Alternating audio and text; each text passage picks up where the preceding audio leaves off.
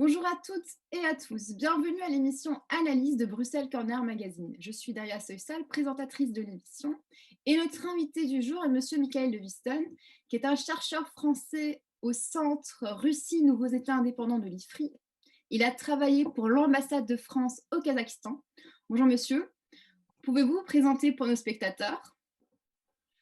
Vous en avez déjà dit beaucoup. Donc, je m'appelle Michael Levystone, je travaille au Centre Russie NEI à l'IFRI, Institut français des relations internationales, depuis maintenant 1 an. J'ai effectivement été en poste à l'ambassade de France au Kazakhstan en 2014 pour les besoins de la visite du président de la République française, François Hollande, à l'époque, en décembre 2014. J'ai ensuite travaillé pendant 4 ans à Moscou, dans un think tank qui est rattaché à la Chambre de commerce et d'industrie franco-russe. Et bon, voilà, je suis revenu à Paris il y a de ça quelques mois et je travaille depuis lors à l'IFRI, surtout sur l'Asie centrale, mais de plus en plus sur la Russie aussi. Voilà. Nous allons traiter aujourd'hui du Kazakhstan. Le Kazakhstan est un pays d'Asie centrale, une ancienne république soviétique, et en termes de superficie, c'est le deuxième plus grand pays. C'est un pays frontalier à la Chine qui se trouve à l'est, à la Russie qui se trouve au nord, et à l'Ouzbékistan qui se trouve au sud. C'est un pays très riche en termes de ressources naturelles. Il regorge plein de minéraux. En effet, c'est un des principaux producteurs d'uranium dans le monde. D'ailleurs, l'or noir représente 21% de son PIB en l'an 2020, mais malgré tout, il fait face à des difficultés économiques. En effet, alors qu'il devait fêter son 30e anniversaire, il fait face à une crise depuis janvier 2022. Monsieur, quelles sont les causes de cette crise au Kazakhstan? Alors, il y a eu cette, je pense que les gens qui nous regardent ont assisté à ces événements-là et ont quand même une connaissance minimale de ce qui s'est passé. D'un mot, on a assisté en tout début d'année à un doublement du prix du GPL au Kazakhstan, et notamment dans l'ouest, qui est une région pétrolifère, qui est l'oblast de Mangistau, dans le sud-ouest du Kazakhstan. Donc ça, c'est la face émergée de l'iceberg, si j'ose dire. C'est-à-dire que on a eu un prix du GPL qui a doublé en l'espace de quelques jours, et ça a provoqué un élan contestataire très fort, qui a au départ déferlé sur l'ouest du Kazakhstan et qui a ensuite atteint d'autres zones du pays, notamment le sud, des villes comme Chimkent, Taraz, Almaty, une ville aussi du sud-est où a été délogée une statue de Nazarbayev. Donc il y a cette première cause apparente qui est le doublement du prix du carburant au Kazakhstan, une fois encore sur fond d'inégalité dans la redistribution des ressources liées à la rente pétrogazière.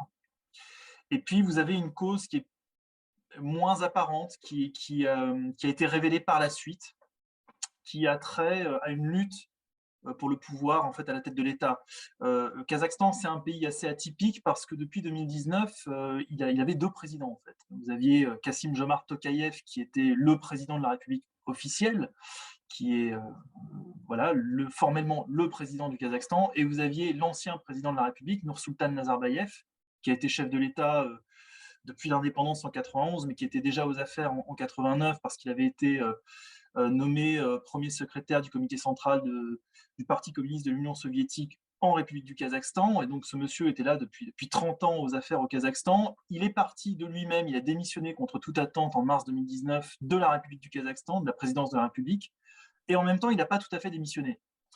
Il n'a pas tout à fait démissionné parce que il a gardé le contrôle sur le véritable centre du pouvoir au Kazakhstan, qui était le Conseil de sécurité, qui était la structure qui avait la haute main sur tout ce qui est défense, sécurité nationale, politique étrangère. Donc en fait, on avait une situation où on avait un président Tokayev qui n'était pas vraiment président et un président démissionnaire, Nazarbayev, qui n'était pas vraiment démissionnaire. Et en fait, ce qui s'est passé, c'est que quand il est parti, Nazarbayev, je vous ai dit qu'il a gardé la réalité du pouvoir, mais il a aussi dispatché des proches à lui. Dans le monde des affaires, c'était déjà le cas depuis des décennies, mais aussi à des postes clés. Il a notamment 1 mois avant de quitter la présidence, il avait nommé Askar Mamine à la tête du gouvernement, très proche de Nazarbayev, et Tokayev vient, il y a quelques semaines, de limoger ce monsieur pour le remplacer par quelqu'un de plus neutre, on va dire, politiquement au Kazakhstan. Donc, il y avait vraiment cette emprise de Nazarbayev sur tous les canaux du pouvoir, sur tous les cercles d'influence au Kazakhstan, et pas simplement au niveau au niveau politique, mais aussi au niveau des structures de force, des services secrets. Et en fait, ce qui s'est passé, pour répondre directement à votre question, au-delà de ce contexte qui me semblait important de rappeler, c'est qu'en fait, il y a 3 personnages qui semblent avoir joué un rôle de 1er plan dans ce qui s'est passé, dans cette crise de janvier 2022 au Kazakhstan. Vous aviez, donc à la tête des services de renseignement Karim Massimov, qui a été Premier ministre de Nazarbayev, qui est un très proche de Nazarbayev, qui a été placé à la tête de cette structure en 2016. Il était secondé par l'un des neveux de Nazarbayev qui s'appelait Samat Abish, et le frère de ce monsieur, de Samat Abish, qui s'appelle Kairat Satibaldi, c'est une sorte de businessman qui a aussi des entrées dans des milieux salafistes au Kazakhstan, qui a aussi ses entrées dans la pègre, dans la criminalité organisée. Et il semble que ce soit ces 3 personnages-là. Alors, reste à savoir qui a manigancé, mais en tout cas, c'est eux qui ont eu un rôle dans l'augmentation du prix du GPL. Et il se trouve que Satibaldi aurait mobilisé ses réseaux parmi les milieux salafistes, les milieux de la criminalité organisée, pour venir mettre de l'huile sur le feu au sein des manifestations, en fait. Ce qu'on a vu, si vous voulez, c'est qu'il y a une première étape où les manifestants sont surtout focalisés sur Nazarbayev avec des slogans, bon, qui n'étaient pas très sympathiques pour lui, mais ça partait pas en émeute. Et en fait, on a eu une deuxième étape où là, vraiment, on a vu des types armés qui sont venus, on a eu je crois qu'il y a eu 2 officiers de police qui ont été décapités. Il y a vraiment eu une gradation dans la violence. Et il se trouve que, enfin, à l'évidence, Satibaldi a joué un rôle de tout premier plan dans la dégradation de ces événements-là. Bon, il y a eu un type qui a été arrêté qui s'appelle Armand Di, qui est enfin, Armand le Sauvage, qui est un gars proche des mafias dans le sud du pays, qui aurait été, lui aussi, qui aurait eu des liens avec Satibaldi. Donc, c'est encore assez flou, mais on commence un petit peu à comprendre que derrière l'augmentation du prix du GPL, c'est aussi et surtout, à mon avis, une lutte pour le pouvoir entre des proches de l'ancien président qui n'acceptent pas l'arrivée de Tokayev et Tokayev qui a fait preuve d'une audace et d'une habileté assez rare pour employer une crise sociopolitique très profonde, majeure, à son propre profit et s'imposer maintenant véritablement comme le président de la République du Kazakhstan. Et depuis le 5 janvier, depuis qu'il a pris la tête du Conseil de sécurité, Tokayev est le maître à bord du Kazakhstan. Alors, merci. Les autorités ont employé la fermeté, on a fait face à des coupures d'Internet. Alors, quels seront les impacts de cette crise, tant au niveau du pays, mais aussi sur la région? Alors, au niveau du pays, j'ai déjà commencé à en dire un mot. C'est la transition à la tête de l'État qui avait été annoncée en 2019 et qui là véritablement s'est produite d'une manière inattendue, je pense avant tout pour Nazarbayev lui-même. Donc on a vraiment là maintenant un changement de président, Tokayev qui est le maître, le seul maître à bord à mon avis, et surtout ce qui est intéressant de voir aussi, c'est qu'il a placé des proches à lui au poste clé. Le Premier ministre n'est plus l'homme de Nazarbayev, c'est quelqu'un d'autre. Il a changé le président de la commission électorale centrale. Il avait déjà remplacé la fille de Nazarbayev à la présidence du Sénat par un très proche à lui. La chambre basse du Parlement, il y a quelques jours, on a appris pareil qu'il a dégagé un proche de Nazarbayev pour mettre un proche à lui. Le KNB, donc les services de renseignement, aujourd'hui, c'est aux mains des proches de Tokayev. Donc on voit que là, il a quand même pris la main sur la réalité du pouvoir au Kazakhstan au-delà de la présidence de la République. Donc ça, pour moi, c'est la première conséquence au Kazakhstan, c'est la transition à la tête de l'État. J'insiste au risque d'être un petit peu redondant. Il y a aussi un vent de renouveau qui souffle sur le monde des affaires. Là aussi où on voit une nouvelle ère qui s'ouvre au Kazakhstan, selon moi, c'est la critique très, très virulente de Tokayev vis-à-vis de Nazarbayev devant son nouveau gouvernement. Mi-janvier, Tokayev a quand même dit que Nazarbayev avait favorisé l'émergence d'une caste d'oligarques, de gens extrêmement riches, de personnes physiques, de personnes morales au Kazakhstan qui étaient riches au-delà des standards internationaux. Et puis derrière, on a vu voilà, les proches de Nazarbayev, ses 3 gendres notamment, perdre leur position dans les instances dirigeantes de holding énergétique au Kazakhstan. Donc là aussi, il y a un vrai renouveau qui est en train de s'enclencher dans les milieux d'affaires. Ça, je pense, c'est important de le noter. Après, à l'échelle régionale, si vous voulez, c'est assez compliqué de voir un effet majeur. Je dirais, sur les pays d'Asie centrale, ce qui, moi, me semble intéressant de relever, c'est que les régimes autoritaires très autoritaires, en fait, ont vraiment serré la vis, ont profité de ce qui s'est passé là au Kazakhstan pour encore plus accroître leur emprise sur la population. On a vu l'Ouzbékistan, par exemple, qui a une frontière de 2300 km avec le Kazakhstan, refermer sa frontière officiellement pour cause de coronavirus, mais en même temps, l'Ouzbékistan, qui a la particularité d'être le seul pays d'Asie centrale à être frontalier de tous les autres pays centra-asiatiques, ne l'a pas fait pour le Kirghizistan, le Tadjikistan, le Turkménistan.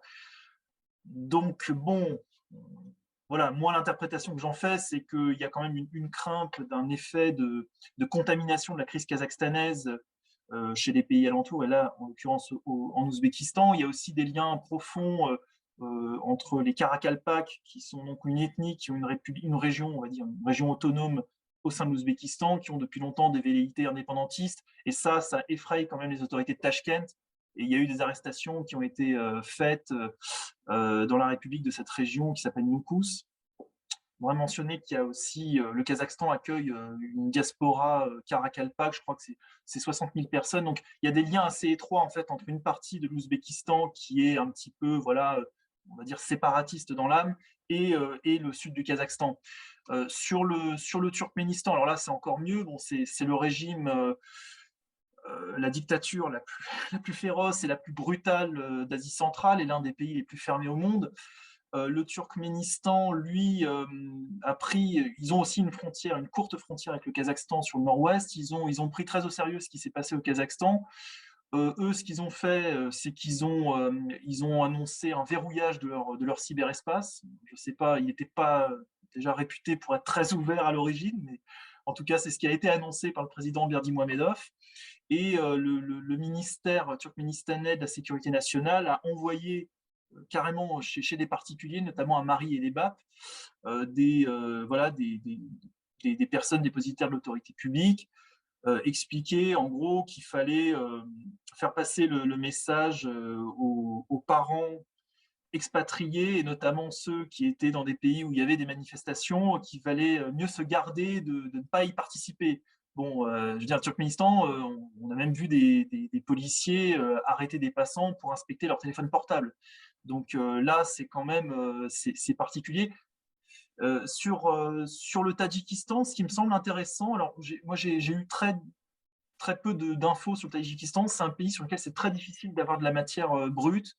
On ne sait même pas quel a été le contingent qu'ils ont envoyé au Kazakhstan, alors que les autres pays ont plutôt ouvertement dit quel contingent ils envoyaient. Par exemple, le Kirghizistan, la brigade Scorpion. Le Tadjikistan, on connaît le chiffre, le nombre de soldats déployés au Kazakhstan, mais on ne sait pas d'où ils viennent. Sur le Tadjikistan, ce qui me semble, moi, assez intéressant, c'est qu'en fait, ils sont, eux, complètement polarisés sur l'Afghanistan. Et le président Emomali Rahmon s'est servi de cette crise. En fait, il veut créer un précédent avec le Kazakhstan. Lui, ce qu'il veut, c'est que l'OTSC rebascule vers l'Afghanistan, et qu'ils envoient des troupes, comme ils l'ont fait au Kazakhstan, dans le Haut-Badakhshan, où il y a eu des émeutes fin novembre, où il y a eu des morts, il y a eu une sombre histoire une bavure, en gros, pour vous la faire courte. Et voilà, c'est une région qui est assez peu maîtrisée quand même par le régime d'Emomali Rahmon. Et je crois que là, il y a une volonté quand même un petit peu de détourner le but originel de l'OTSC, qui est d'empêcher, mais ça on va en parler après dans la discussion, j'imagine, d'empêcher que des menaces depuis l'étranger ne déferlent sur les pays membres de cette alliance militaire. Et on a vu ce qui s'est passé au Kazakhstan, c'est pas tout à fait la réalité de ce qui s'est produit et de l'intervention de l'OTSC. Donc voilà, là je trouve que sur le Tadjikistan, c'est assez révélateur de peut-être d'une tendance de fond qui pourrait s'amorcer s'agissant des mobilisations à venir de l'OTSC, qui irait dans le sens d'une préservation des dictatures en place en Asie centrale. Sinon, pour ce qui est des pays extra-régionaux, entre guillemets, la Chine, c'est assez intéressant. Au début, ils ont été sur une position de non-interventionnisme, de ce qui se passe à l'étranger ne nous concerne pas, même si ça se produit à nos frontières. Et puis, il y a eu un échange entre Tokayev et Xi Jinping, et à partir de là, on a vu la diplomatie chinoise un petit peu, disons, un peu plus se prononcer sur ce qui se passait au Kazakhstan, expliquer aussi que s'il fallait, il pourrait mobiliser l'Organisation de coopération de Shanghai, qui est l'autre organisation régionale avec une dimension sécuritaire, dont fait aussi partie d'ailleurs la Russie. Donc en fait, sur la Chine, pour conclure, ce qui est intéressant, je trouve, c'est cette manière, si vous voulez, de ne pas intervenir au Kazakhstan, de ne pas mettre les mains dans le cambouis, pour dire les choses de manière assez triviale, mais en même temps de montrer que la Chine n'est pas inattentive à ce qui se passe au Kazakhstan et que la Chine n'est pas désintéressée par les questions d'ordre sécuritaire, d'ordre militaire en Asie centrale, alors que ça semblait être le précaré de la Russie. Schématiquement, à la Russie les affaires militaires et à la Chine les affaires économiques en Asie centrale. Il y a quand même eu une petite entorse à cette répartition des rôles, si j'ose dire, en Asie centrale, il y a de cela quelques mois, quand on a appris que la Chine avait implanté une base militaire dans le sud-est du Tadjikistan. Donc, on voit bien quand même que là, la Chine n'a pas bougé sur le Kazakhstan, mais par ses positions, par ce qu'elle a dit, par l'évolution de son discours, elle montre quand même que, au besoin, elle peut être un référent sécuritaire sur zone. Sur l'Iran, c'était assez étonnant. Ils ont expliqué qu'ils allaient, qu'en gros, ils n'étaient pas, comment dire?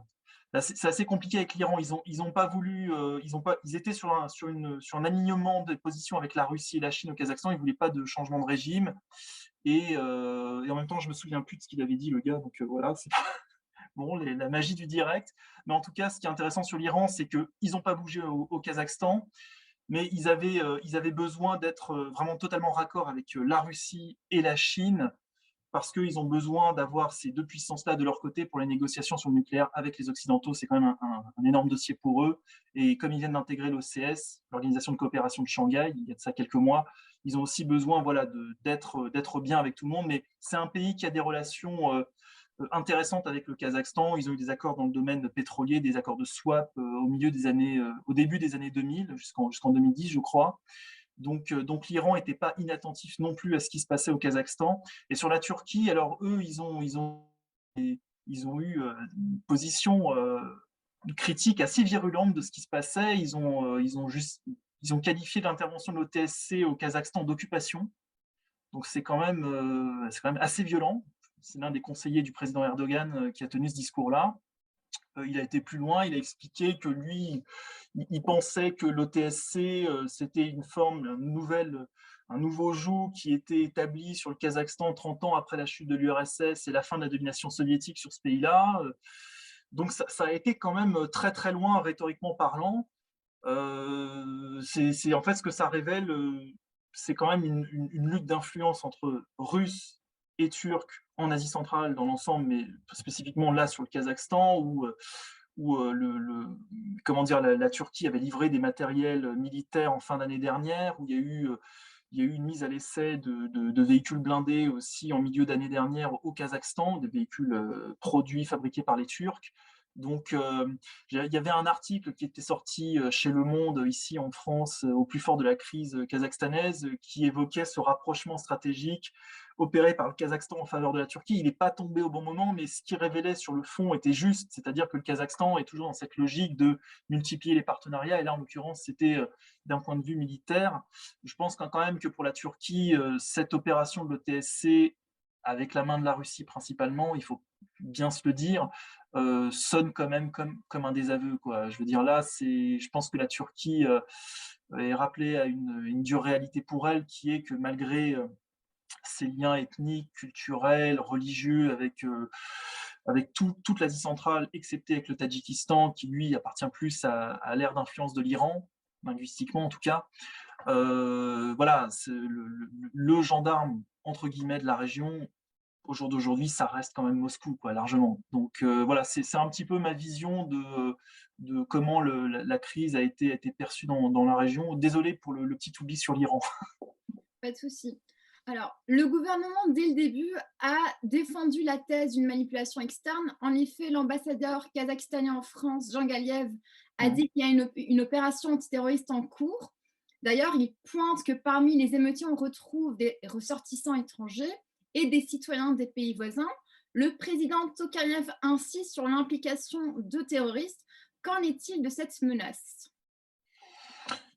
Alors, c'est un sujet délicat, hein. C'est pas un sujet simple. Si vous voulez, je parlais de l'OTSC. En fait, pourquoi Tokayev a effectivement aussi lourdement insisté sur l'existence d'une menace, d'une main de l'étranger dans ce qui s'est passé au Kazakhstan. Vous avez l'Organisation du traité de sécurité collective, qui est une alliance militaire qui regroupe la Russie, la Biélorussie, l'Arménie, le Kazakhstan, le Kirghizistan et le Tadjikistan. C'est une alliance qu'on n'a jamais vue déployée en conditions réelles jusqu'à donc ce mois de janvier 2022. Elle repose, en fait, c'est une alliance défensive. La charte fondatrice de cette alliance, c'est un traité dit traité de sécurité collective, d'où le nom de l'organisation, le traité de Tachkent. L'article 4 pose une obligation de solidarité collective. En gros, si vous avez un État qui est attaqué, tous les autres vont intervenir. C'est ça l'esprit de ce texte. Mais cette alliance n'a jamais été mobilisée. Et il y a eu des crises militaires très graves dans cet espace stratégique, que ce soit la guerre entre le Kirghizistan et le Tadjikistan au printemps 2021. Il y a encore eu des échauffourées à la frontière il y a quelques semaines, ou encore la guerre entre l'Arménie et l'Azerbaïdjan dans le Haut-Karabakh à l'automne 2020, ou encore, pour remonter un petit peu plus loin, les émeutes interethniques entre Kirghizes et Ouzbeks dans l'ouest et le sud-ouest du Kirghizistan en 2010. Et ce dernier cas, en fait, les émeutes du Kirghizistan, finalement, c'était le cas qui, pour moi, ressemble le plus à celui du Kazakhstan. Je vais m'expliquer, la similitude ne saute pas aux yeux, mais vous allez voir. En fait, ce qui s'était passé, c'est qu'il y avait vraiment des tensions ethniques très fortes. Et la présidente de l'époque, Rosa Otunbayeva, en avait appelé à l'ETSC. L'ETSC avait refusé d'intervenir, disant que c'était une organisation qui n'avait pas vocation à régler les problèmes internes de ses pays membres. Là, ce qui s'est passé au Kazakhstan, c'est qu'on a eu effectivement une situation qui a débordé, qui, à mon avis, a grandement menacé le régime de Nour-Sultan. Franchement, hein, c'était pas acquis que ça allait tenir comme ça très longtemps, et je pense que c'est aussi pour ça qu'ils sont intervenus. Mais en fait, comment dire, Tokayev a énormément insisté sur ce que vous avez parfaitement mentionné, c'est-à-dire ces terroristes venus de l'étranger. Il a parlé, quand il s'est entretenu avec Charles Michel, je crois le 10 janvier, par visioconférence, il a expliqué que c'était des bandits, des voyous, des terroristes venus d'autres pays d'Asie centrale, d'Afghanistan, je crois même qu'il a parlé de pays du Golfe.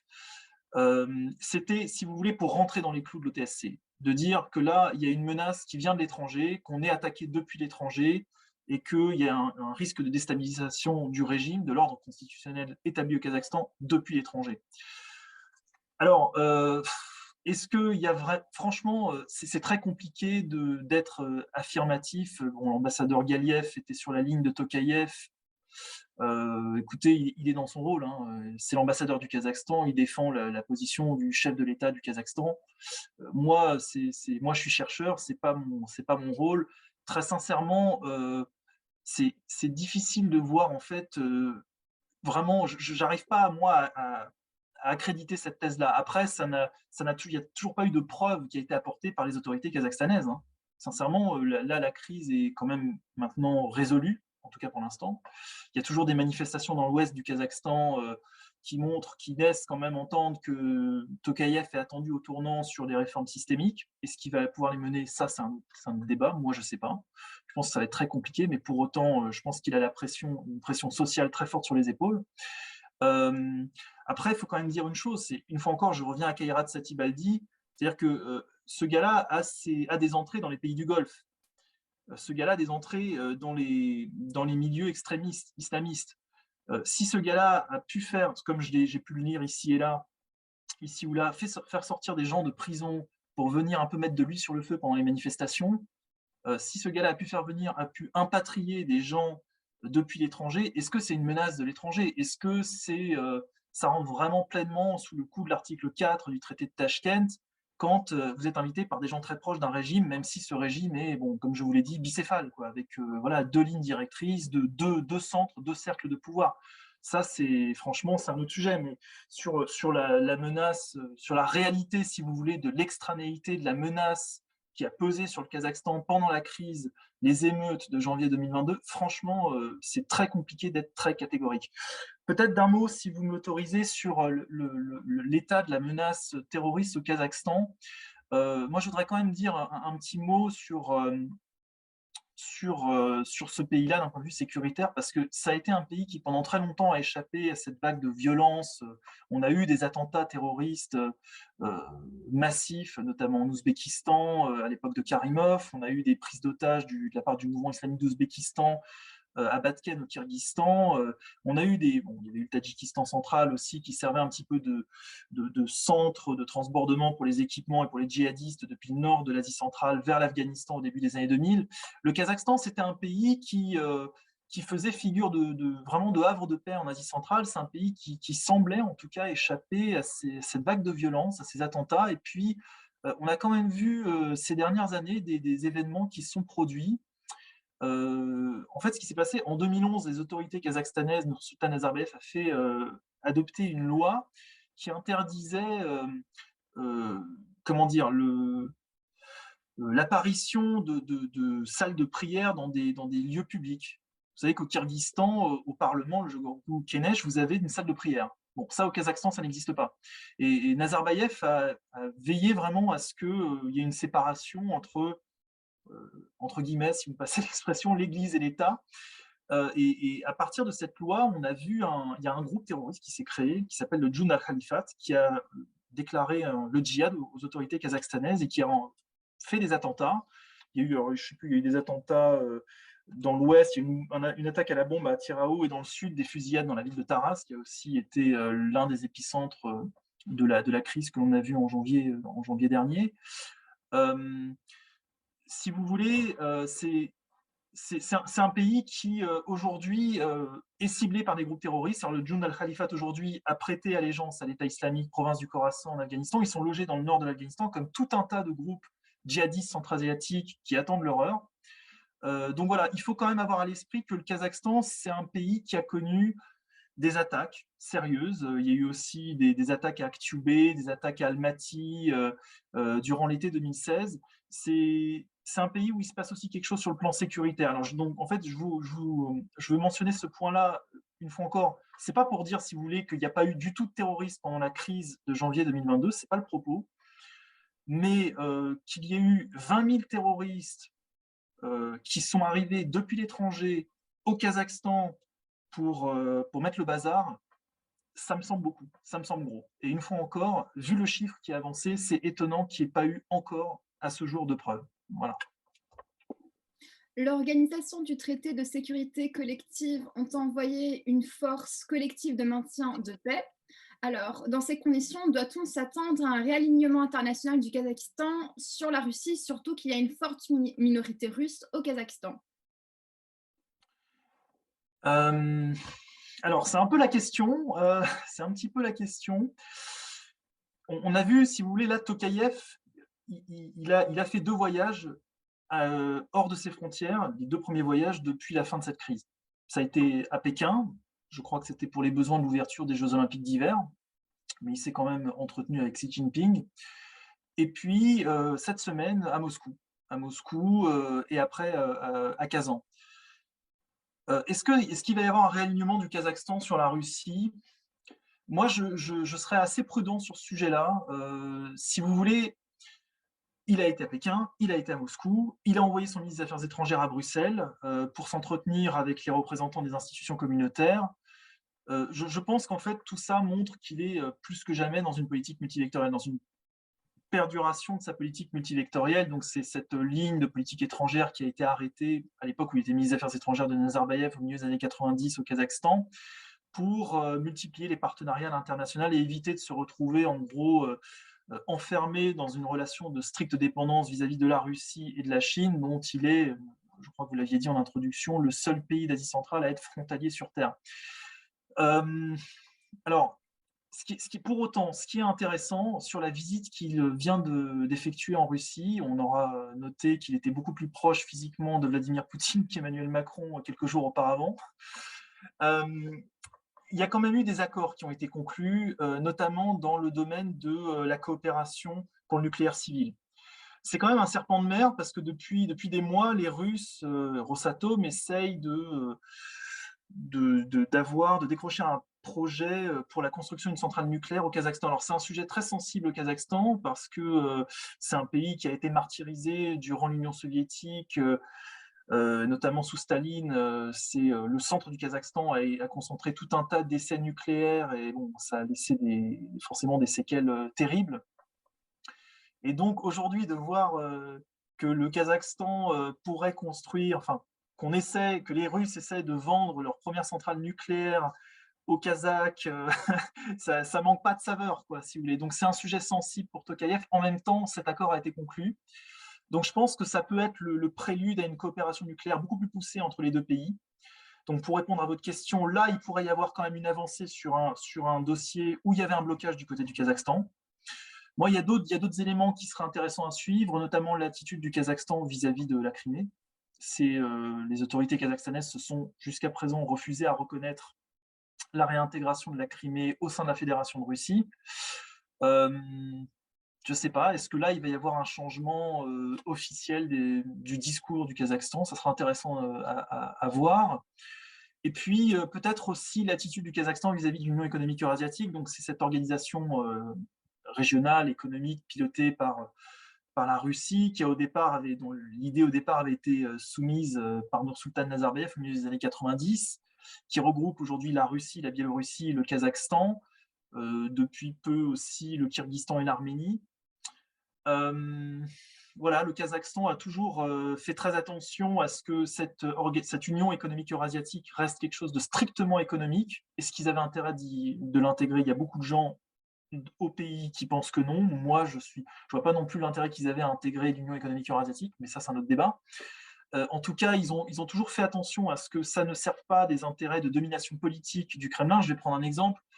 Quand les pays occidentaux ont été dictés un certain nombre de sanctions ciblant l'économie russe, la Russie a demandé à ce que les pays membres de l'Union économique eurasiatique édictent des contre-sanctions visant les pays occidentaux en retour. Et le Kazakhstan a toujours refusé de faire ça, parce que forcément, ça contrevient très directement, très frontalement à sa ligne de politique étrangère, qui est donc cette politique multivectorielle. Il faut aussi dire que parmi les principaux investisseurs au Kazakhstan, on retrouve les Pays-Bas, les États-Unis et la Suisse.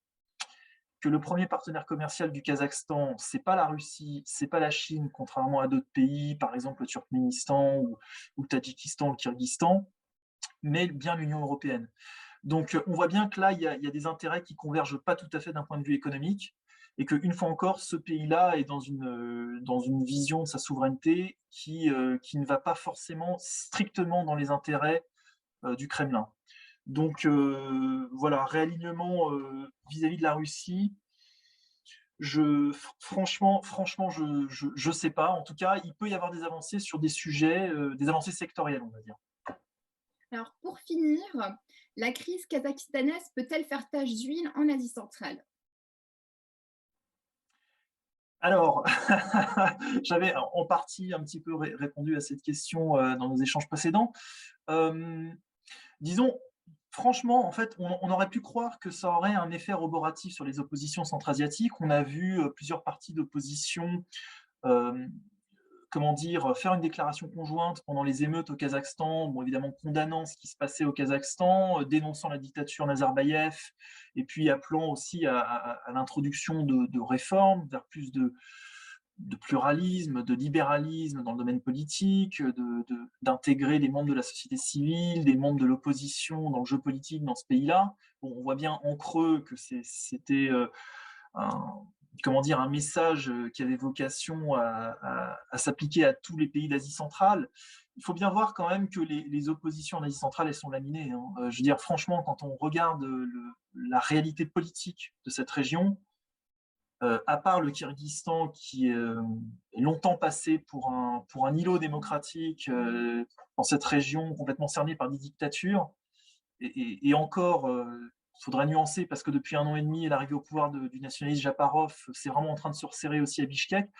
Très sincèrement, c'est compliqué pour les oppositions. Je veux dire, les opposants au Turkménistan, c'est vraiment très très difficile. Donc, je pense pas qu'il y aura, un effet, comment dire, dynamisant pour les oppositions locales, malheureusement. J'avais mentionné le petit tour de vis supplémentaire imprimé par les dictatures, centra-asiatiques. Je pense que là, c'est assez manifeste. Peut-être, moi, ce que j'avais peut-être envie de relever, c'était, ce que j'avais mentionné s'agissant du Tadjikistan, du dévoilement de l'OTSC, où là, on voit que le Tadjikistan essaye de créer un précédent avec le Kazakhstan pour dire voilà, là il y a eu un très gros problème au Kazakhstan, vous êtes intervenu. Moi j'ai un très gros problème avec la région autonome du Haut-Badakhshan. En même temps, c'est la frontière avec l'Afghanistan, ça nous concerne tous. Il faudrait que vous interveniez.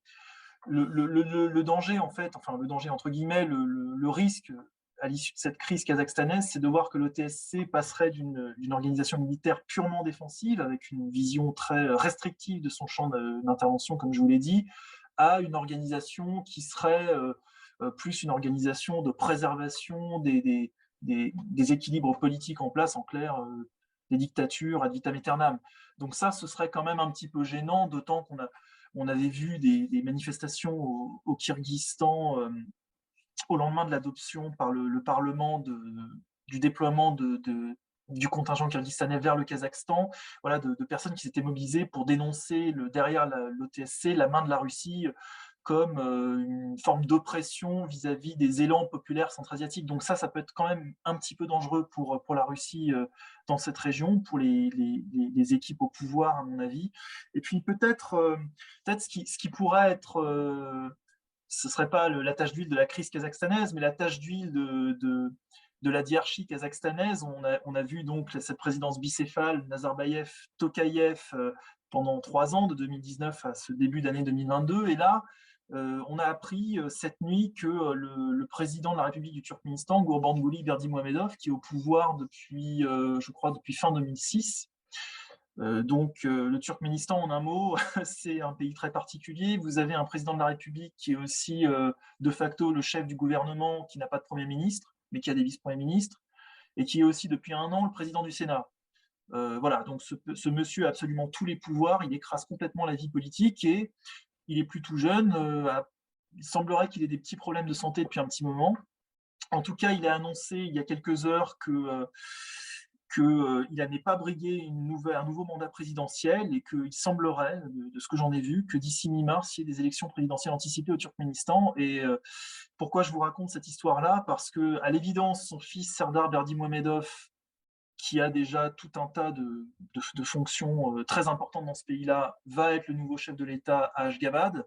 Mais son père, Gurbanguly, a annoncé qu'il resterait à la présidence du Sénat. Donc en fait, on va se retrouver dans une situation qui évoque très fortement celle du Kazakhstan, avec un nouveau président de la République et un ancien président de la République qui est parti, mais qui est encore là, en tant que président du Sénat, une structure, un organe qu'il a créé par révision constitutionnelle il y a 1 an et demi, dont on ne sait pas très bien ce qu'il fait. Donc en fait, ça va être intéressant de voir aussi ce qui va se passer politiquement dans ce pays-là, sachant que la différence avec la présidence bicéphale kazakhstanaise Tokayev-Nazarbayev, c'est que là, entre les deux, Berdimuhamedov, il y a un lien de parenté évident. Donc voilà, il faudra voir et aussi comment tout ça va tenir. Mais voilà, sinon pour comment dire, un effet domino dans l'Asie centrale, très sincèrement, là, à court terme, c'est difficile de se prononcer. Sur l'Ouzbékistan, il pourrait y avoir un risque de déstabilisation. À mon avis, c'est le pays le plus exposé à ce type de risque-là, en provenance du Kazakhstan. Mais Shavkat Mirziyoyev, en poste depuis 2016, vient d'être réélu à 80%. Il a l'air de vraiment contrôler, de tenir le pays. Donc, ça semble pas du tout acquis. Merci, Monsieur Leyston, d'avoir accepté de participer à cette émission. Merci, chers spectateurs, et on se retrouve dans une prochaine émission. Bon week-end. Merci.